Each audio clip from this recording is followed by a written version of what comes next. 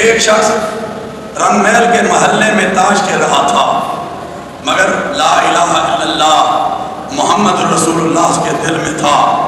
اللہ کے نبی کی محبت، اللہ کے نبی کی محبت ان کے دل میں تھی۔ انہوں نے کہا کہ تمہیں پتہ نہیں شاہ جی نے کیا کہا ہے، کیا کہا ہے؟ موچی دروازے میں آپ تقریر فرما رہے تھے، آپ نے کہا وہ حضرت عائشہ کا دوپٹہ لہراتا ہوا میرے سامنے آ رہا ہے۔ آج رسول اکرم نبی محتشم صلی اللہ علیہ وسلم کے ساتھ گستاخی کرنے والا، وہ رنگیلے رسول نعوذ باللہ لکھنے والا ہندو کیسے یہاں پر موجود ہے؟ جب یہ بات اس کے کانوں میں پڑھی، کون؟ علم الدین شہید، غازی علم الدین شہید، وہ وہاں سے اٹھا۔ میرے بھائیوں، ہمیں اپنے نبی سے زیادہ